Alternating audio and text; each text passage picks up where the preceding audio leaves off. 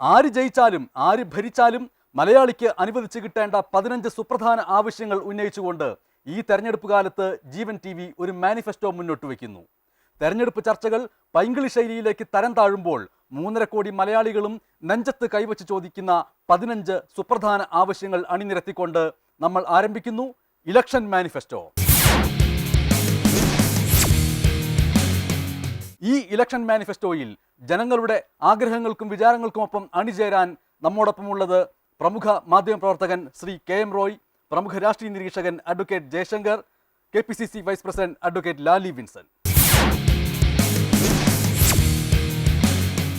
3.5 കോടി മലയാളികളുടെ 15 സുപ്രധാന ആവശ്യങ്ങൾ മുന്നോട്ട് വയ്ക്കുന്ന ഇലക്ഷൻ മാനിഫെസ്റ്റോയിൽ ഇന്ന് നമ്മൾ ചർച്ച ചെയ്യുന്നത് 3.5 കോടി മലയാളികളിൽ ഉൾപ്പെടുന്ന വിദേശ രാജ്യങ്ങളിലുള്ള അനവധിയായ പ്രവാസികൾക്ക് ഏറ്റവും പ്രധാനപ്പെട്ട വിഷയമായ ഒന്നാണ്.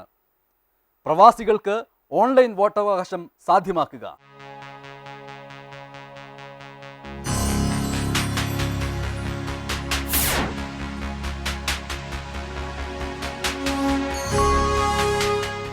ഇപ്പോൾ നമ്മൾ കണ്ടതുപോലെ പ്രവാസി വോട്ടവകാശം ലഭ്യമായതിനു ശേഷമുള്ള ആദ്യത്തെ ലോക്സഭാ തെരഞ്ഞെടുപ്പാണ് ഇപ്പോൾ നടക്കാൻ പോകുന്നത്. എന്തുകൊണ്ട് പ്രവാസികൾക്ക് വോട്ടവകാശം ഓൺലൈനിലൂടെ സാധ്യമാക്കണം എന്നതാണ് ഇന്ന് നമ്മൾ മുന്നോട്ട് വയ്ക്കുന്ന പ്രധാനപ്പെട്ട വിഷയം. ഓർക്കുക, വിദേശ രാജ്യങ്ങളിൽ 20 ലക്ഷത്തിലേറെ മലയാളികൾ ഉണ്ട് എന്ന കാര്യം. അവർ നമ്മൾക്ക് നൽകിക്കൊണ്ടിരിക്കുന്ന സാമ്പത്തിക സ്രോതസ്സ്, സാമ്പത്തിക മുന്നേറ്റം, അതിലൂടെ കേരളം ഉണ്ടാക്കിയിട്ടുള്ള സാമ്പത്തിക വികസനം അത് ആർക്കും അവഗണിക്കാൻ കഴിയാവുന്നതല്ല. അങ്ങനെ അവഗണിക്കാൻ കഴിയാത്ത വലിയൊരു സാമ്പത്തിക നേട്ടം നമ്മൾക്ക് ഉണ്ടാക്കി തന്നുകൊണ്ടിരിക്കുന്ന പ്രവാസികൾ ഈ തെരഞ്ഞെടുപ്പ് കാലത്ത് അന്യ രാജ്യങ്ങളിൽ നിൽക്കുകയും നമ്മൾ മാത്രം വോട്ട് ചെയ്യുകയും ചെയ്യുക എന്നത് ഒരു വ്യക്തിയോട് ചെയ്യുന്ന വലിയ അപരാധമാണ് എന്നതാണ് ഈ വിഷയം ചർച്ച ചെയ്യാൻ നമ്മളെ പ്രേരിപ്പിക്കുന്നത്. ഇതിൻ്റെ പ്രാധാന്യം എത്രത്തോളം പ്രസക്തമാണ് എന്നാണ് ശ്രീ KM റോയ് കരുതുന്നത്? പ്രവാസികളുടെ വോട്ടവകാശം എന്നുള്ളത് വളരെ ദീർഘകാലമായി പല രാജ്യങ്ങളിലും നടക്കുന്ന ചർച്ചാ വിഷയമാണ്. പ്രവാസികളായ ആളുകൾ വോട്ട് ചെയ്യുന്നുണ്ട്. പ്രത്യേകിച്ച് യൂറോപ്യൻ രാജ്യങ്ങളിൽ നിന്നുള്ള വ്യക്തികൾ വിദേശ രാജ്യങ്ങളിൽ താമസിക്കുമ്പോൾ അവർക്ക് വോട്ട് ചെയ്യുന്നതിനുള്ള അവകാശം ലഭിക്കുന്നുണ്ട്. അവർ ഒരുപക്ഷെ എംബസിയിൽ പോയി അവരെ വോട്ട് രേഖപ്പെടുത്തും. അതാണ് അവരുടെ പതിവ്. പക്ഷേ കേരളത്തെ പോലെ ഒരു സംസ്ഥാനത്തിൻ്റെ പ്രശ്നം വരുമ്പോൾ, അല്ലെങ്കിൽ ഇന്ത്യയെ മൊത്തത്തിൽ കണക്കിലെടുക്കുമ്പോൾ അങ്ങനെ ഒരു വോട്ടിംഗ് സമ്പ്രദായം നടപ്പാക്കാൻ ഒരു നിവൃത്തിയുമില്ല. ഉദാഹരണത്തിന് ഗൾഫ് രാജ്യത്ത് തന്നെ ഏതാണ്ട് 20 ലക്ഷത്തോളം വരുന്ന പ്രവാസികളുണ്ട്. ഇവർ ഏത് എംബസിയിൽ പോയാണ് വോട്ട് രേഖപ്പെടുത്തുക? അല്ലെങ്കിൽ അവർ ഗൾഫിൻ്റെ എല്ലാ ഭാഗങ്ങളിലും ചിന്നിച്ചെതറി കിടക്കുന്നവരാണ്. ഒരു ചെറിയ ഗ്രാമത്തിൽ 5 പേർ ജോലി ചെയ്യുന്ന പ്രവാസികളുണ്ട്. അപ്പോൾ ആ അവസ്ഥയിൽ ചെയ്യാവുന്ന ഏക കാര്യം മറ്റു മാർഗങ്ങൾ അവലംബിക്കുക എന്നുള്ളതാണ്. മറ്റു മാർഗങ്ങൾ അവലംബിക്കുന്നതിൻ്റെ ഭാഗമായിട്ടാണ് ഇന്ത്യയിലെ പ്രവാസികൾക്ക് വോട്ട് ചെയ്യാനുള്ള അവകാശം ഇപ്പോൾ നൽകിയിരിക്കുന്നത്. അതിനൊരു ദുരന്തമുണ്ട്. കാരണം വോട്ടവകാശം ഉണ്ടായിരിക്കുകയും വോട്ട് ചെയ്യുന്നതിന് വേണ്ടി അവർ ഇന്ത്യയിൽ വരികയും ചെയ്യണം. അപ്പോൾ വ്യക്തമാവുന്നത് സമ്പന്നരായ ആളുകൾക്ക് കുറച്ച് പേർക്ക് ഇന്ത്യയിൽ വന്ന് വോട്ട് രേഖപ്പെടുത്തി തിരഞ്ഞെടുപ്പിൻ്റെ ഗതിയെ നിയന്ത്രിക്കാൻ കഴിയും.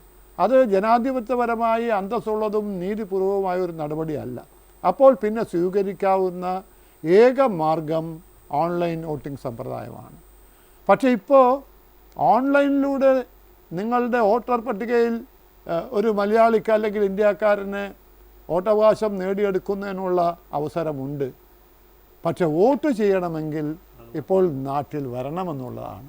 എത്ര രൂപ മുടക്കേണ്ടി വരും? അതിൻ്റെ ആ വൈരുദ്ധ്യത്തിന് പരിഹാരം കാണാൻ ഈ ഓൺലൈൻ വോട്ടിംഗ് സമ്പ്രദായം ഏറ്റവും ഫലപ്രദമായി നടപ്പിലാക്കുന്നതിനുള്ള മാർഗത്തെക്കുറിച്ച് സാങ്കേതികമായി തന്നെ ഈ രാജ്യം ആലോചിക്കേണ്ടി വരും. ഇതിൽ വിദേശ ഇന്ത്യക്കാർക്ക് വോട്ടവകാശം ലഭ്യമായത് തന്നെ 2010 എന്ന കാര്യം ഓർക്കുക. അത്രയധികം കാലം വേണ്ടി വന്നു അത് സാധ്യമാകുന്നതിന് വേണ്ടി. പക്ഷേ അങ്ങനെ ആകുമ്പോൾ പോലും ഈ തെരഞ്ഞെടുപ്പ് കാലത്ത് ശ്രീ KM റോയ് സൂചിപ്പിച്ചതുപോലെ സാമ്പത്തികമായി മുന്നാക്കം നിൽക്കുന്ന വൻകിട പ്രവാസികൾക്ക്, വ്യവസായികൾ പോലെയുള്ള വൻകിട പ്രവാസികൾക്ക് മാത്രമേ വൻതുക മുടക്കി വിമാനത്തിൽ കേരളത്തിൽ വന്ന് വോട്ട് ചെയ്യാൻ കഴിയുകയുള്ളൂ എന്നുള്ളതാണ് ദുരന്തകരമായ കാര്യം. അതുകൊണ്ട് വോട്ടർ പട്ടികയിൽ പേര് ചേർത്ത പലരും വോട്ട് ചെയ്യാതിരിക്കുകയും വളരെ ചെറിയൊരു ന്യൂനപക്ഷം മാത്രം വോട്ട് ചെയ്യുകയും ചെയ്യുന്നു എന്നുള്ളതാണ് പ്രവാസികളുടെ ജനാധിപത്യപരമായി അനുഭവിക്കേണ്ടി വരുന്ന ദുരന്തം. ഈ ദുരന്തത്തെ എങ്ങനെ പരിഹരിക്കാമെന്നാണ് അഡ്വക്കേറ്റ് ജയശങ്കർ കരുതുന്നത്? പ്രവാസികൾ, പ്രത്യേകിച്ച് ഗൾഫിൽ ജോലി ചെയ്യുന്ന മലയാളികൾ, അവരെ സംബന്ധിച്ചിടത്തോളം പറഞ്ഞ് ഇവർ ശാരീരികമായിട്ട് ഗൾഫിലാണ്, പക്ഷേ മാനസികമായിട്ട് അവർ നമ്മളെക്കാളധികം കേരളത്തിലാണ്. ഇപ്പോൾ കേരളത്തിൽ രാഷ്ട്രീയത്തിൽ നടക്കുന്ന ചെറിയ ചെറിയ മാറ്റങ്ങൾ പോലും ഇവർ വളരെ സൂക്ഷ്മമായി നിരീക്ഷിക്കുകയും അതേക്കുറിച്ച് ചർച്ച ചെയ്യുന്നത്. ഇപ്പോൾ നമ്മുടെ ഈ പരിപാടി തന്നെ എനിക്ക് തോന്നുന്നത് ഇത് കേരളത്തിലുള്ള ആളുകൾ കാണുന്നതിനേക്കാളും താല്പര്യത്തോടെ കാണുന്നത് ഗൾഫിലുള്ള ആളുകൾ. ഈ താല്പര്യത്തിന്റെ ഒരു പ്രശ്നം നമ്മൾ ആലോചിക്കേണ്ടത്, ഗൾഫിൽ നിന്ന് ഇങ്ങോട്ട് വരുന്ന ഏത് പ്രവാസിയോടും നമ്മൾ ആദ്യം ചോദിക്കുന്ന ചോദ്യം എപ്പോഴാണ് തിരിച്ചു പോകുന്നത്, എത്ര ദിവസത്തെ അവധിയുണ്ട് എന്നുള്ളത്. അവർ എത്രയും പെട്ടെന്ന് പാക്ക് ചെയ്യാനുള്ള ഒരു പദപ്രയോഗ പദ്ധതി പോലും മലയാളിക്കുണ്ട് എന്നുള്ളതാണ്. അത് ഏറ്റവും കൂടുതൽ വേദനിപ്പിക്കുന്നത് തെരഞ്ഞെടുപ്പ് കാലത്താണ് എന്ന് വരും. കാരണം അവർ അവിടെ ഇരിക്കുന്നു, ഇവിടെ ഒരു ജനാധിപത്യ പ്രക്രിയ നടന്നുകൊണ്ടിരിക്കുന്നു. അല്ല, ഗൾഫ് മലയാളിയുടെ രക്തത്തിൽ രാഷ്ട്രീയമുണ്ട്, അവർക്കിതിൽ താല്പര്യമുണ്ട്. പക്ഷെ വോട്ട് ചെയ്യാനാവാതെ വരുന്ന അവസ്ഥയിലുള്ള ദയനീയമായ ഒരു നിരാശ അവർക്കുണ്ട്. പിന്നെ നമ്മുടെ നേതാക്കന്മാർ പണം പിരിക്കാനായിട്ട് എപ്പോഴും ചെല്ലുന്നത് ഗൾഫിലേക്കാണ്. അപ്പോൾ പണം കൊടുക്കാൻ അവർ വേണം, രാഷ്ട്രീയ അഭിപ്രായം സ്വരുക്കൂട്ടാൻ അവർ വേണം. ഇവിടെ നടക്കുന്ന ചർച്ചകളൊക്കെ അവർ ശ്വാസം വിടാതെ കണ്ടുകൊണ്ടിരിക്കുകയാണ്. Advocate Lali Vincent, KPCC vice president എന്നുള്ള നിലയിൽ കൂടി ഈ തെരഞ്ഞെടുപ്പ് കാലത്ത് വോട്ട് ചോദിച്ചുകൊണ്ട് വീടുകളിലേക്ക് കയറി ഇറങ്ങുമ്പോൾ അവിടുത്തെ കുടുംബിനികൾ, അവരുടെ കുടുംബനാഥന്മാർ ഒരുപക്ഷെ പ്രവാസികളായിരിക്കാം, അവരെക്കുറിച്ച് എന്താണ് പറഞ്ഞു കേട്ടിട്ടുള്ളത്? ഗൾഫിലുള്ള മലയാളികളുടെ കുടുംബങ്ങളിൽ നമ്മൾ ചെന്ന് കഴിഞ്ഞാൽ അവിടെ ഗൾഫിൽ നിന്ന് വീട്ടിലുള്ള സ്ത്രീകൾക്ക് നിർദ്ദേശം വന്നിട്ടുണ്ടാവും, ചേട്ടൻ്റെ നിർദ്ദേശം ഇന്നതുപോലെ ചെയ്യണമെന്ന്, അല്ലെങ്കിൽ അച്ഛൻ്റെ നിർദ്ദേശം ഇന്നതുപോലെ ചെയ്യണമെന്ന്. സ്ത്രീകളുടെ തീരുമാനങ്ങളിൽ പുരുഷന്മാർ അവരുടെ ബുദ്ധി ഇൻഫ്ലുവൻസ് ഉപയോഗിച്ച് വോട്ടിൽ തീരുമാനമെടുക്കാൻ സഹായിക്കും. സ്വന്തം അഭിപ്രായത്തിൽ വോട്ട് എന്നതാണ് നിയമമെങ്കിലും സ്വന്തം അഭിപ്രായത്തെ രാഷ്ട്രീയ പാർട്ടിക്കാർ ഇൻഫ്ലുവൻസ് ചെയ്യുന്നതിനേക്കാൾ ശക്തമായി വിദേശത്തിരിക്കുന്ന വീട്ടിലെ കുടുംബാംഗങ്ങളായ പുരുഷന്മാർ ഇൻഫ്ലുവൻസ് ചെയ്യും. അവർക്കിത് ഇൻഫ്ലുവൻസ് ചെയ്യാൻ കഴിയുന്നത് എങ്ങനെയാണ്? മലയാളത്തെ സ്നേഹിക്കുകയും മലയാളത്തെ ഓരോ രാഷ്ട്രീയ നീക്കവും മനസ്സിലാക്കുകയും ചെയ്യുന്ന ഈ പറഞ്ഞതുപോലെ ചാനലുകളുടെ ഒരു സഹായം കൊണ്ട് എല്ലാ സംവാദങ്ങളും എല്ലാ രാഷ്ട്രീയ പ്രതിഭാസങ്ങളും അറിഞ്ഞ് ചർച്ച ചെയ്ത് വിശകലനം ചെയ്ത് പഠിച്ചിട്ടാണ് മലയാളികൾ ഉറങ്ങാൻ പോകുന്നത് ഗൾഫ് രാജ്യങ്ങളിൽ. അപ്പോൾ അവർക്കൊരു തീരുമാനമുണ്ട്. പക്ഷേ ഈ വോട്ടിന്റെ കാര്യത്തിൽ മലയാളികളായ ഭാര്യമാർ ഭർത്താക്കന്മാരെ വഞ്ചിക്കുന്നുണ്ട്. പ്രവാസികളായാലും ഇവിടുത്തെ മലയാളികളായാലും അത് ചെയ്തുകൊണ്ടിരിക്കുന്നു. ഇവിടെ ഒരു ദൈനംദിന ജീവിതമായിട്ട് മറ്റേത് പറയുന്നത് മുഴുവൻ കേൾക്കുകയും ഭർത്താവ് ചെവോട്ട് കേട്ട ശേഷം സ്വന്തം അഭിപ്രായത്തിൽ വേണ്ടേ വോട്ട് ചെയ്യാനായിട്ട്? ഭർത്താവ് ഇൻഫ്ലുവൻസ് ചെയ്തോട്ടെ, തീരുമാനം സ്വന്തം. എന്റെ അഭിപ്രായം അതാണ്. ഇവിടെ ഉയർന്നു വരുന്ന പ്രധാനപ്പെട്ട ഒരു പ്രശ്നം, പ്രവാസിയുടെ ആവശ്യങ്ങൾ ഉന്നയിച്ചുകൊണ്ട് ഒരു വിലപേശൽ ശക്തി എന്നുള്ള നിലയിൽ നമ്മുടെ രാഷ്ട്രീയ പാർട്ടികളെ സമീപിക്കാൻ കഴിയാത്ത രീതിയിലുള്ള ഒരു വിഭാഗമായി മാറിയിരിക്കുന്നു വോട്ട് ചെയ്യാൻ കഴിയാത്തതിലൂടെ പ്രവാസികൾ എന്നുള്ളതാണ്. അത് വലിയൊരു ഭരണഘടനാ ലംഘനം കൂടിയല്ലേ? അതെ, പക്ഷേ അത് അവർക്കെല്ലാവർക്കും വോട്ട് ചെയ്യാൻ അവകാശം കിട്ടിയാലേ സാധ്യമാവും. ആ അവകാശം എങ്ങനെ വളരെ സുരക്ഷിതമായി നൽകാൻ പറ്റും എന്നുള്ളത് ലോകത്തിലെ പല രാജ്യങ്ങളിലും പ്രശ്നമാണ്. കാരണം വിദേശത്തേക്ക് പോയിരിക്കുന്ന ആളുകളുടെ എണ്ണമായി താരതമ്യപ്പെടുത്തുമ്പോൾ കേരളത്തിൽ നിന്ന് പോയിട്ടുള്ള ലക്ഷക്കണക്കിന് ആളുകളല്ല മറ്റു സ്ഥലത്തുനിന്ന് പോയിട്ടുള്ളത്. അതൊരു വലിയ സങ്കീർണമായ പ്രശ്നമാണ്. ഈ ലക്ഷ്യങ്ങൾക്ക് പരിഹാരം കാണാനുള്ള ഏക മാർഗം ഓൺലൈനിലൂടെ വോട്ട് രേഖപ്പെടുത്താൻ സൗകര്യമുണ്ടാക്കുക. അതിനേറെ സാങ്കേതിക ബുദ്ധിമുട്ടുകളുണ്ട് എന്നാണ് ഇലക്ഷൻ കമ്മീഷൻ തന്നെ പറയുന്നത്. അതിൻ്റെ സാങ്കേതിക പ്രശ്നങ്ങളെക്കുറിച്ച് എനിക്കറിയില്ല. ഇലക്ഷൻ കമ്മീഷൻ, തെരഞ്ഞെടുപ്പ് കമ്മീഷൻ സമീപകാലത്ത് ചെയ്തിട്ടുള്ള ഒരു ഗുണപരമായ മുന്നേറ്റം ഇക്കാര്യത്തിൽ ഉണ്ടായിട്ടുള്ളത്, ഇത് ഓൺലൈനിലൂടെ എത്രത്തോളം പ്രായോഗികമായി ചെയ്യാമെന്നുള്ളൊരു ആലോചന അവരുടെ ഭാഗത്ത് നിന്ന് വന്നു എന്നുള്ളതാണ്. പക്ഷേ മറ്റ് രാജ്യങ്ങളിൽ ഈ അത്ര ശക്തമായി ഇല്ല എന്ന് പറയുമ്പോൾ തന്നെ നമ്മൾ ഓർക്കേണ്ട കാര്യം, പ്രസിഡൻഷ്യൽ ജനാധിപത്യ സമ്പ്രദായമുള്ള രാജ്യങ്ങൾ അവിടുത്തെ മറുനാട്ടിലെ സ്ഥാനപതി കാര്യാലയങ്ങളിൽ പോയിട്ട് തങ്ങളുടെ പൗരന്മാർക്ക് വോട്ട് ചെയ്യാനുള്ള അവസരം നൽകാറുണ്ട്. പക്ഷേ നമ്മളെ സംബന്ധിച്ച് നിലവിൽ 115 രാജ്യങ്ങൾ ഈ സൗകര്യം ഉപയോഗിക്കുന്നുണ്ട് എന്നുള്ള കാര്യവും നമ്മൾ മറക്കരുത്. പക്ഷേ 543 മണ്ഡലങ്ങളും ആയിരക്കണക്കിന് സ്ഥാനാർത്ഥികളുമുള്ള നമ്മളുടെ പ്രത്യേക കാലാവസ്ഥയിൽ ഇത് സാധ്യമല്ല. അവിടെയാണ് തപാൽ വോട്ടിലൂടെയോ അല്ലെങ്കിൽ ഏറ്റവും പുതിയ സാങ്കേതിക വിദ്യ ഉപയോഗിച്ചുകൊണ്ട് ഓൺലൈനിലൂടെയോ ഇത് സാധ്യമാക്കുക എന്നുള്ളത്. അഡ്വക്കേറ്റ്, സാങ്കേതികമായിട്ടുള്ള പ്രശ്നം ഗുരുതരമായിട്ട് വരും. ഇപ്പോൾ അമേരിക്കൻ ഐക്യനാടുകളുടെ കാര്യം നമ്മൾ പരിശോധിച്ചാൽ പ്രസിഡന്റ് തെരഞ്ഞെടുപ്പിന് അമേരിക്ക ഇപ്പോൾ രണ്ടാം ലോകമായുധം നടക്കുമ്പോഴും അമേരിക്കയിൽ തെരഞ്ഞെടുപ്പ് കൃത്യമായിട്ട് നടന്നു, യാതൊരു തടസ്സവും ഉണ്ടായില്ല. എത്രയോ കൊല്ലം മുമ്പാണ് നടക്കുന്നത്. 1940 തെരഞ്ഞെടുപ്പ്, 44 തെരഞ്ഞെടുപ്പ് എന്ന് പറയുമ്പോൾ എത്ര വളരെ കൊല്ലം മുമ്പാണ്. 65 കൊല്ലം മുമ്പ്, അല്ലെങ്കിൽ 65 അതിലും മുമ്പ് ഇങ്ങനെ ഒരു തെരഞ്ഞെടുപ്പ് നടക്കുമ്പോൾ ആളുകൾ വോട്ട് ചെയ്തു. ആ പെട്ടികൾ കൂടി അവിടെ ചെന്നതിന് ശേഷമാണ് വോട്ടെണ്ണി ഫലം പ്രഖ്യാപിക്കുക. അമേരിക്ക 2 പ്രാവശ്യവും റൂസ്വെൽറ്റിനെ തിരഞ്ഞെടുക്കുകയും ചെയ്തത്.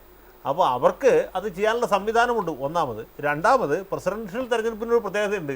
മൊത്തം അമേരിക്കയ്ക്കും സ്ഥാനാർത്ഥികൾ ഒന്ന് തന്നെ ആയിരിക്കും. ഇതങ്ങനെയല്ലല്ലോ, 543 മണ്ഡലത്തിലേക്കാണ് തെരഞ്ഞെടുപ്പ് എടുക്കുന്നത്. അതെ, നിയമസഭയിലേക്ക് വന്നാൽ 120 മണ്ഡലത്തിൽ ഒരു സ്റ്റേറ്റിൽ നിന്ന്, കേരളത്തിൽ നിന്ന് തന്നെ 140. അതെ, അപ്പോൾ ഗൾഫിൽ വോട്ട് ചെയ്യാൻ പോകുന്ന ഒരാൾക്ക് ഈ 140 മണ്ഡലത്തിലുള്ള ആളിലായിരിക്കും വരിക ഒന്ന്. അപ്പൊ രണ്ടാമത് കാര്യാലയത്തിൽ ഒരു ഇലക്ട്രൽ ഓഫീസറോട് നിയമിക്കേണ്ടി വരും. രണ്ടാമതൊരു അത് ഒരു സ്ഥാനാവധി കാര്യാലയത്തിന്റെ പ്രവർത്തനം ദിവസങ്ങൾ നിൽക്കും. 10 ലക്ഷം പേര് അബുദാബിയിൽ വോട്ട് ചെയ്യാൻ വന്നാൽ എന്തായിരിക്കും സ്ഥിതി? അതിൻ്റെയൊക്കെ സങ്കീർണമായ സാങ്കേതിക പരിഹാരം ഉണ്ടാകും തീർച്ചയായിട്ടും.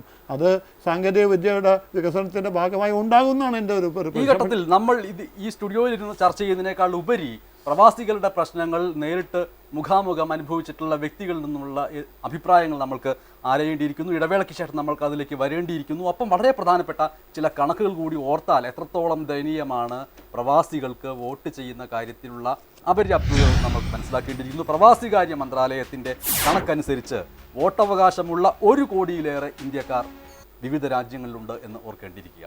രാജ്യത്ത് വോട്ടർ പട്ടികയിൽ പേരുള്ള പ്രവാസികൾ 11,844 പേരാണ്. ഇത് 2014 ജനുവരിയിൽ ഏറ്റവും പുതിയ കണക്കാണ്. രാജ്യത്താകെയുള്ള പ്രവാസി വോട്ടർമാരിൽ 97% മലയാളികളുമാണ്. ഈ മലയാളി പ്രവാസികൾ ആദ്യമായി വോട്ടവകാശം വിനിയോഗിച്ചത് 2011 നിയമസഭാ തെരഞ്ഞെടുപ്പിലുമാണ്. അന്ന് പേര് ചേർത്തത് 5000-ഓളം പേരാണ്. വോട്ട് ചെയ്തവർ 1000-ൽ താഴെയും.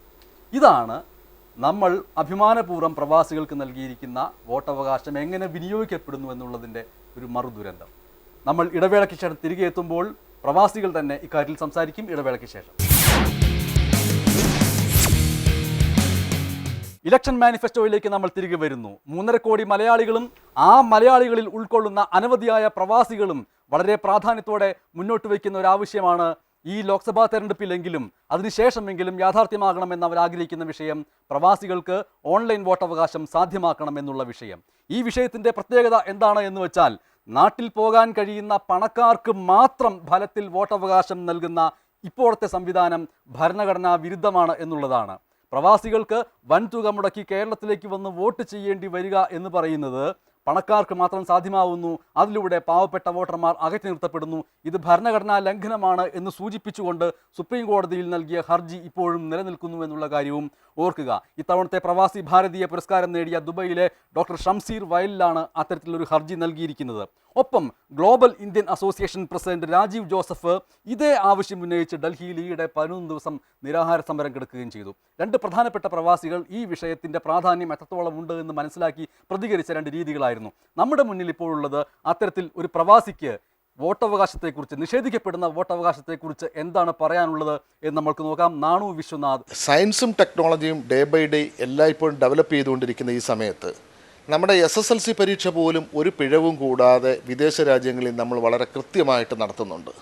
അപ്പോൾ തുച്ഛമായിട്ടുള്ള നമ്മുടെ പ്രവാസി മലയാളികൾക്ക് ഇത്തരത്തിൽ ഓൺലൈൻ അല്ലെങ്കിൽ ആൾട്ടർനേറ്റീവ് തലത്തിൽ എല്ലാ രാജ്യങ്ങളിലും പറ്റത്തില്ലെങ്കിലും പരമാവധി പറ്റുന്ന സ്ഥലത്ത് അവർക്ക് വോട്ടവകാശം ചെയ്യാനുമുള്ള സംവിധാനം ഉൾപ്പെടുത്തണം. ഇപ്പോൾ നമ്മൾ കണ്ട ഈ സംഭാഷണത്തിൽ നിന്ന് വ്യക്തമാകുന്ന ഒരു പ്രധാനപ്പെട്ട കാര്യം, ഈ ലോക്സഭാ തെരഞ്ഞെടുപ്പിലെ തെരഞ്ഞെടുപ്പ് പ്രചാരണത്തിന് മുൻപുള്ള ഘട്ടത്തിൽ കോൺഗ്രസ് നേതാവ് രാഹുൽ ഗാന്ധി പോലും ജനതയോട് സംസാരിക്കാൻ ഏറ്റവും പുതിയ ആധുനിക സാങ്കേതിക സംവിധാനമായ ഹാങ് ഔട്ട് ഉപയോഗിച്ചു എന്നുള്ളതാണ്.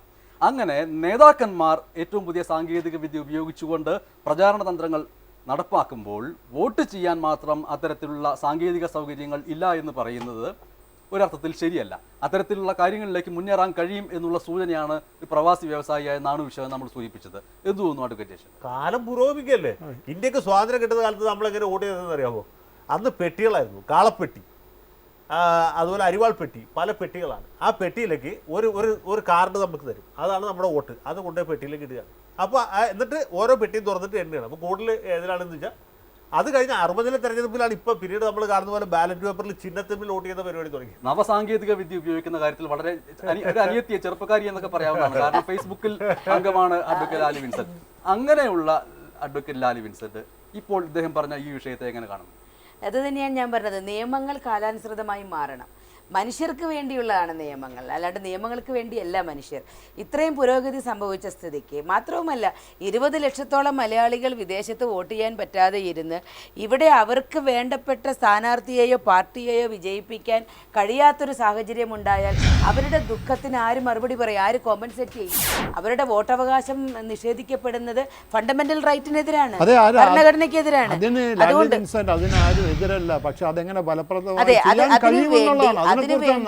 ഓൺലൈൻ വോട്ടിംഗ്, ഇപ്പോൾ ഫേസ്ബുക്ക് ഉപയോഗിക്കാമെന്ന് പറയുന്നുണ്ട്. വേണമെങ്കിൽ ഇലക്ഷൻ കമ്മീഷന് സെപ്പറേറ്റ് കോഡ് ഉപയോഗിച്ച് പാസ്വേഡ് ഉപയോഗിച്ച് എന്തെങ്കിലും മെത്തേഡ് ഉപയോഗിച്ച് ഇതേപോലെ പ്രവാസികൾക്ക് കോൺഫിഡൻഷ്യലായി വോട്ട് ചെയ്യാനുള്ള സംവിധാനം ഇലക്ട്രോണിക് മാധ്യമങ്ങളിൽ ചെയ്യാൻ കഴിയും. അത് എങ്ങനെ ഓപ്പൺ ചെയ്യണം, ആരൊക്കെയാണ് അതിൻ്റെ പാസ്വേഡ് സൂക്ഷിക്കേണ്ടത്, ആരൊക്കെയാണ് അത് ഓപ്പൺ ചെയ്യേണ്ടത്, ആരൊക്കെയാണ് റീഡ് ചെയ്യേണ്ടത് മുതലായ കാര്യങ്ങളിൽ സോഫ്റ്റ്വെയർ ഉണ്ടാക്കണം. വളരെ പ്രധാനപ്പെട്ട ഒരു കാര്യമാണ്. ശ്രീ കെ എം റൈസ്, ചൊവ്വ പരിവേഷണത്തിന് വേണ്ടി കോടിക്കണക്കിന് രൂപ ചെലവാക്കുന്ന ഒരു രാജ്യത്താണ് ഓൺലൈൻ വോട്ടിംഗ് സാധ്യമാവാത്ത രീതിയിൽ പ്രവാസികളെ ഇത്തരത്തിൽ അവഗണിച്ചുകൊണ്ട് ഈ ഒരു അവഗണന തുടർന്നു. ഇല്ല, അതങ്ങനെ നമുക്ക് പറയാൻ സാധിക്കില്ല. ഏത് സാങ്കേതിക വിദ്യ വരുമ്പോഴും ആദ്യകാലങ്ങളിൽ ചില ബാലാരിഷ്ടതകൾ ഉണ്ടാകും. ബാലാരിഷ്ടതകൾ ഉണ്ടാകാതെ ഒരു സാങ്കേതിക പരിവർത്തനം സാധ്യമല്ല. ആ ചെറിയ ബാലാരിഷ്ടതകളായി മാത്രം നമ്മളിത് കണ്ടാൽ മതി. കാരണം ഇന്ത്യയിലെ ഇലക്ഷൻ കമ്മീഷനൊക്കെ ഈ കാര്യത്തിൽ ഒരു കാഴ്ചപ്പാടൊന്നും ഇല്ലാത്തവരാണെന്ന് പറയരുത്. അവരെ സംബന്ധിച്ചിടത്തോളം സാങ്കേതികമായ തടസ്സങ്ങളുണ്ട്. അത് ഏറ്റവും വേഗം കടക്കാൻ ഒരുപക്ഷെ അടുത്ത തിരഞ്ഞെടുപ്പോടുകൂടി കഴിഞ്ഞു എന്ന് വരും. അത് സ്വാഭാവികമായി സഹിക്കുകയേ നിവൃത്തിയുള്ളൂ എന്നാണ് എനിക്ക് തോന്നുന്നത്. പക്ഷേ ആ കാലതാമസം പരമാവധി കുറക്കാൻ രാഷ്ട്രീയ പാർട്ടികളും ഇലക്ഷൻ കമ്മീഷനും ഈ രാജ്യത്തുള്ള സാങ്കേതിക വിദ്യാ രംഗത്ത് പ്രവർത്തിക്കുന്ന ആളുകളൊക്കെ ശ്രമിച്ചാൽ സാധിക്കുമെന്നാണ് എൻ്റെ വിശ്വാസം. വിമാന ടിക്കറ്റ് ഒരു താരിഫ് കുറച്ചു കൊടുത്ത് തൊഴിലുടമകൾ ലീവ് കൊടുത്തൊക്കെ ആളുകൾക്ക് വരാൻ പറ്റിയ കുറച്ചുകൂടെ വോട്ട് ചെയ്യാൻ പറ്റും. അത് എവിടെ സാധ്യമാവും? കേരളത്തിലെ പ്രവാസികളെ സംബന്ധിച്ചിട്ട് തെരഞ്ഞെടുപ്പ് കാലത്ത് എന്ന് മാത്രമല്ല എല്ലാ കാലത്തും എല്ലാ സീസണിൽ പോലും വിമാന കമ്പനികളാൽ നിരന്തരം പറ്റിക്കപ്പെട്ട് അവഗണിക്കപ്പെട്ട് വഞ്ചിക്കപ്പെടുന്ന വിഭാഗമാണ് പ്രവാസികൾ. അല്ല, അതിനേക്കാൾ കൂടുതലായി കേരളത്തിലെ ജനാധിപത്യം സംരക്ഷിക്കാൻ അറബി ലീവ് കൊടുത്ത് സാമ്പത്തിക നഷ്ടം സഹിക്കണമെന്ന് ആവശ്യപ്പെടാൻ ഒരു ധാർമ്മികമായ അവകാശവും നമുക്കില്ല. പബ്ലിക് സെക്ടറിൽ മാത്രമേ ലീവും കിട്ടൂ. പ്രൈവറ്റ് സെക്ടറിൽ ആരാ ലീവ് കൊടുക്കുന്നത്? 5 ദിവസമെങ്കിലും വേണ്ടേ? വളരെ മലയാളി പ്രവാസികൾ എന്ന് പറയുന്ന എല്ലാവരും ഹൈ ക്ലാസ് ലെവലിൽ ജോലി ചെയ്യുന്നില്ല. അവർക്ക് 20,000-30,000 രൂപ ശമ്പളത്തിന് ജോലി ചെയ്യുന്നവർ, അൺഓർഗനൈസ് സെക്ടേഴ്സിൽ ജോലി ചെയ്യുന്നവർക്ക് കഷ്ടമാണ്. പ്രവാസി വോട്ടർമാർ, വോട്ട് ചെയ്യാൻ അവകാശമുള്ള 18 വയസ്സ് പൂർത്തിയായ പൗരബോധമുള്ള രാഷ്ട്രീയ ബോധമുള്ള, അങ്ങനെ പറയുന്നത് വെറുതെയല്ല. കാരണം പ്രവാസികളുടെ ഫേസ്ബുക്ക് അക്കൗണ്ടുകളിലൂടെ പോയാൽ കേരളത്തിൽ അഡ്വക്കേറ്റ് ജയശങ്കർ സൂചിപ്പിച്ചതുപോലെ ന്യൂസ് അവറുകൾ അടക്കമുള്ളവ നിരന്തരം കാണുകയും, അതല്ലാതെ വേറെ മാർഗ്ഗമില്ല അവർക്ക്, അത് കാണുകയും അതിലൂടെ ഉണ്ടാക്കിയ രാഷ്ട്രീയ ബോധം നിറഞ്ഞ നിരവധി കമൻറ്റുകൾ ഇടുകയും ചെയ്യുന്ന ആയിരക്കണക്കിന് 10,000-കണക്കിന് പ്രവാസികൾ ഗൾഫ് മേഖലയിലുണ്ട്. അവർ സ്വയം സാക്ഷിയാവുന്നത് പണക്കാർ മാത്രം കേരളത്തിലേക്ക് ഒന്ന് വോട്ട് ചെയ്തു പോകും. 20 ലക്ഷം വോട്ടർമാർ പ്രവാസികളായി ഗൾഫ് രാജ്യത്തുണ്ടെങ്കിൽ അവരുടെ പ്രശ്നത്തിന് പരിഹാരം കാണേണ്ട ഉത്തരവാദിത്വം വളരെ ഗൗരവതരമായി എന്തുകൊണ്ട് കേരളത്തിലെ പ്രബലമായ പാർട്ടികൾ എടുക്കുന്നില്ല എന്നുള്ളത് സുപ്രധാനം. അഡ്വക്കേറ്റ് ലാലി വിൻസെന്റ് അതിന് ഉത്തരം പറയണം. കാരണം കോൺഗ്രസിൽ നിന്നുള്ള പ്രവാസികാര്യ മന്ത്രിമാർ നിരന്തരം ഭരിക്കപ്പെട്ട ഒന്നാണ് നമ്മുടെ നാട്. മാനിപ്പുലേറ്റഡ് അല്ലാത്ത രീതിയിൽ മറ്റെന്തെങ്കിലും രഹസ്യ സ്വഭാവമുള്ള ഒരു സോഫ്റ്റ്വെയർ ഡെവലപ്പ് ചെയ്യുന്ന കാര്യത്തിൽ ശാസ്ത്ര സാങ്കേതിക വകുപ്പും പ്രവാസി മന്ത്രാലയവും ശ്രദ്ധിക്കണമെന്നും അടുത്ത തെരഞ്ഞെടുപ്പിലെങ്കിലും അത് ഇൻട്രൊഡ്യൂസ് ചെയ്യുകയും ഒപ്പം തന്നെ ജനപ്രാതിനിധ്യ നിയമത്തിന് ഭേദഗതികൾ ഉണ്ടാക്കുകയും ചെയ്യാൻ നിയമ മന്ത്രാലയം ശ്രദ്ധിക്കുകയും ചെയ്യണമെന്നാണ് എൻ്റെ അഭ്യർത്ഥന. ഇതിൽ അല്പം രാഷ്ട്രീയ സ്വഭാവമുള്ള ചില ചേരുവകൾ വരുന്നത് മിക്കവാറും രാഷ്ട്രീയ പാർട്ടികൾ പ്രവാസികളെ അവഗണിക്കുന്നുണ്ടെങ്കിൽ തന്നെയും അവഗണിക്കുന്നില്ല എന്ന് വരുത്തി തീർക്കാനോ അല്ലെങ്കിൽ അവഗണിക്കുന്നില്ല എന്ന് തെളിയിക്കാനോ വേണ്ടിക്കൊണ്ട് ഒരു മാറ്റം വരുന്നത് മുസ്ലിം ലീഗ് അതിൻ്റെ അനുകൂല സംഘടനയായ KMCC ദുബായ് ഘടകം അവർ 150ഓളം വോട്ടർമാർക്ക് നാട്ടിലെത്താൻ വേണ്ടി പ്രത്യേക വിമാനം ചാർട്ട് ചെയ്തിരിക്കുന്നു എന്നുള്ളതാണ് ഏറ്റവും പുതിയ ഈ ലോക്സഭാ തെരഞ്ഞെടുപ്പ് കാലത്തെ ഏറ്റവും പുതിയൊരു വാർത്ത. സ്വാഭാവികമായും മറ്റ് രാഷ്ട്രീയ പാർട്ടികൾ കൂടി എങ്ങനെ ഇതിനെ കാണുന്നു എന്നുള്ളത് കൗതുകകരമായ ഒരു നിരീക്ഷണം അഡ്വക്കേറ്റ് ജയശങ്കറിൽ നിന്ന് വന്നേക്കാം എന്ന് മാത്രമല്ല, ഇടവേള കഴിഞ്ഞ് തിരികെ എത്തുമ്പോൾ മറ്റൊരു പ്രധാനപ്പെട്ട പ്രവാസി സംഘടനകളുടെ ഏകോപന സമിതിയുടെ നേതാവായ ആറ്റക്കോയ പള്ളിക്കണ്ടിയുടെ സംഭാഷണം ഇടവേളയ്ക്ക് ശേഷം നമ്മളെ കാത്തിരിക്കുന്നു. ആ സംഭാഷണത്തിലുള്ള തുടർച്ചയാണ് ഇനി ഇടവേളയ്ക്ക് ശേഷം. ഇലക്ഷൻ മാനിഫെസ്റ്റോയിലേക്ക് നമ്മൾ തിരികെ എത്തുമ്പോൾ നമ്മുടെ മുന്നിലുള്ളത് വളരെ പ്രധാനപ്പെട്ട ഒരു പ്രവാസിയുടെ ചോദ്യങ്ങളും സംശയങ്ങളുമാണ്. എന്തുകൊണ്ട് ആ പ്രവാസി ചോദ്യങ്ങൾ ചോദിക്കുന്നു എന്നാണെങ്കിൽ നമ്മുടെ വിഷയം ഇതാണ്: ഈ ലോക്സഭാ തെരഞ്ഞെടുപ്പിലെങ്കിലും പ്രവാസികൾക്ക് വോട്ടവകാശം ഉപയോഗിക്കാൻ കഴിയുമോ? പ്രവാസികൾക്ക് ഓൺലൈനിലൂടെ വോട്ടവകാശം വേണം എന്ന ആവശ്യം സമർത്ഥമായി ഒറ്റക്കെട്ടായി മുന്നോട്ട് വയ്ക്കാൻ മലയാളിക്ക് കഴിയുമോ എന്നുള്ളതാണ് നമ്മുടെ മുന്നിൽ ഇന്ന് സംസാരിക്കാനുള്ളത്. പ്രവാസി സംഘടനകളുടെ സമിതിയുടെ നേതാവായ ആറ്റക്കോയ പള്ളിക്കണ്ടിയാണ്. പ്രവാസികളിൽ കേരളത്തിലെ വോട്ടർ ലിസ്റ്റിൽ 11,000 പ്രവാസികളുടെ വോട്ടുകൾ മാത്രമേ രേഖപ്പെടുത്തിയിട്ടുള്ളൂവെങ്കിലും യൂണിവേഴ്സൽ മീഡിയ റിസർച്ച് സെൻറ്റർ നടത്തിയ സർവേ അനുസരിച്ച് കേരളത്തിൽ 22 ലക്ഷം വോട്ടുകൾ പ്രവാസികളുടേതായുണ്ട്. അതായത് പ്രവാസികളുടെ അടുത്ത ബന്ധുക്കളുടേതും അവരുടെ ഇതുമായി സ്വാധീനം ചെലുത്താനും ബന്ധപ്പെടുത്താനും സാധിക്കുമെന്നുള്ളത്. ശ്രീ ആറ്റക്കോയ പള്ളിക്കണ്ടിയുടെ ഈ സംഭാഷണം കേൾക്കുമ്പോൾ അതിൽ ഒരു നിർണായക ശക്തിയായി മാറുന്ന രീതിയിലുള്ള വോട്ടർമാരുടെ ഒരു എണ്ണം അവിടെ പ്രവാസികളിൽ നിന്ന് ഇല്ല എങ്കിൽ തന്നെയും വോട്ടവകാശം ഇല്ലാത്തതുകൊണ്ടാണ് തങ്ങളെ രാഷ്ട്രീയ ഭരണ നേതൃത്വങ്ങൾ അവഗണിക്കുന്നത് എന്നുള്ളൊരു തിരിച്ചറിവ് പ്രവാസികൾക്കുണ്ട് എന്നുള്ളതിൻ്റെ തെളിവായിട്ട് ഇത് നമുക്ക് കാണാൻ കഴിയും. അതിൻ്റെ കൂടി അടിസ്ഥാനത്തിൽ ഞാൻ നേരത്തെ സൂചിപ്പിച്ച ദുബായ് KMCC ഘടകം പോലെയുള്ളവ രാഷ്ട്രീയ അടിസ്ഥാനത്തിൽ വോട്ടർമാരെ കൊണ്ടുവരുന്നത് അടക്കമുള്ള കാര്യങ്ങൾ എങ്ങനെ കാണുന്നു? സാധാരണക്കാർ, വെറും സാധാരണക്കാർ, തൊഴിലാളികൾ, പാവങ്ങൾ, അവർക്കൊന്നും ഈ ജനാധിപത്യ പ്രക്രിയയിൽ എത്ര താല്പര്യമുണ്ടെങ്കിൽ പോലും പങ്കെടുക്കാൻ കഴിയുന്നില്ല. വലിയൊരു മനുഷ്യാവകാശ ലംഘനത്തിൻ്റെ ഒരു പ്രശ്നം ഇതിനകത്ത് തീർച്ചയായിട്ടും. ആ മനുഷ്യാവകാശ ലംഘനം ഒരിക്കൽ കത്തുപാട്ടുകളുടെ രൂപത്തിൽ ഭാര്യമാർക്ക് അയച്ചിരുന്ന കത്തുകൾ, ഭാര്യമാർ അങ്ങോട്ട് അയച്ചിരുന്ന കത്തുകൾ, ഇന്ന് രാഷ്ട്രീയ കത്തുകൾ എഴുതി പത്രാധിപർക്ക് അയക്കേണ്ട ഒരു ഗതികേടിലേക്ക് വോട്ട് ചെയ്യാൻ കഴിയാത്ത പ്രവാസി സമൂഹം എത്തിയിരിക്കുന്നു. രാഷ്ട്രീയ ബോധം ഏറെ ഉള്ളവരാണ്, എണ്ണത്തിൽ കൂടുതലുള്ളവരുമാണ് പ്രവാസി മലയാളികൾ. അവരുടെ ഈ ആവശ്യം അത്രമേൽ പ്രധാനപ്പെട്ടതാണ് എന്ന് മനസ്സിലാക്കിക്കൊണ്ട് ഏറ്റവും ചുരുങ്ങിയ വാക്കുകളിൽ, 1-2 വാക്കുകളിൽ ഈ വിഷയത്തിന് ഒരു പരിഹാരമാർഗം നിർദ്ദേശിച്ചുകൊണ്ട് നിങ്ങൾക്ക് 3 പേർക്ക് എന്ത് നിർദ്ദേശിക്കാൻ കഴിയും? ശ്രീ KM റോയ്. രാഷ്ട്രീയ പാർട്ടികൾ ഈ പ്രശ്നം ഗൗരവതരമായി ഏറ്റെടുക്കണം. രാഷ്ട്രീയ പാർട്ടികൾ സംഭാവന പിരിക്കാൻ അവിടെ ചെല്ലുമ്പോൾ അവരുടെ മുമ്പിൽ പ്രവാസി മലയാളികൾ വെക്കേണ്ട ഏറ്റവും വലിയ ആവശ്യം ഞങ്ങൾക്ക് വോട്ടവകാശം നേടിത്തരിക എന്നുള്ളതാണ്. ആ സമ്മർദ്ദത്തിൻ്റെ മുന്നിൽ തീർച്ചയായിട്ടും രാഷ്ട്രീയ പാർട്ടികൾ കീഴടങ്ങും. കാരണം ഗൾഫ് മലയാളി കേരളത്തിലെ രാഷ്ട്രീയ പാർട്ടികളുടെ കറവപ്പശുവാണ്. ആ കറവപ്പശു അനങ്ങാതിരുന്നാൽ സ്വാഭാവികമായിട്ട് അതിൻ്റെ ദുരന്തവും കറവപ്പശുവിനെ അനുഭവിക്കേണ്ടി വരുമെന്നാണ് എൻ്റെ അഭിപ്രായം. ഇലക്ഷൻ കമ്മീഷൻ്റെ ഭാഗത്തുനിന്നും അതുപോലെ ശാസ്ത്ര സാങ്കേതിക രംഗങ്ങളിൽ പ്രവർത്തിക്കുന്ന ആളുകളുടെ ഭാഗത്തുനിന്നുള്ള ഒരു മുൻകൈ ഉണ്ടാകണം. രാഷ്ട്രീയ പാർട്ടികളുടെ രാഷ്ട്രീയമായ ഇച്ഛാശക്തി മാത്രം പോരാ, കാരണം സാങ്കേതികമായ ഒരു പുരോഗതി കൂടി ഇതിന് ആവശ്യമായിട്ട് വരും. എന്നാലേ ഇത് പ്രാവർത്തികമാക്കാൻ കഴിയൂ.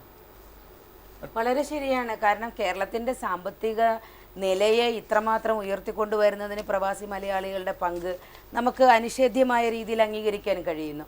അതേപോലെ തന്നെ അവരുടെ ആവശ്യങ്ങൾ, പ്രത്യേകിച്ച് വോട്ടവകാശം, അത് ഏറ്റവും സുഗമമായ രീതിയിൽ എങ്ങനെ നടപ്പിലാക്കാൻ കഴിയുമോ അതിന് നിയമത്തിൽ ഭേദഗതികൾ വരുത്തണം, സാങ്കേതിക വിദ്യ വികസിപ്പിക്കണം, രാഷ്ട്രീയ കക്ഷികൾ കക്ഷി ഭേദമേനെ ഒന്നിച്ചു നിൽക്കണം.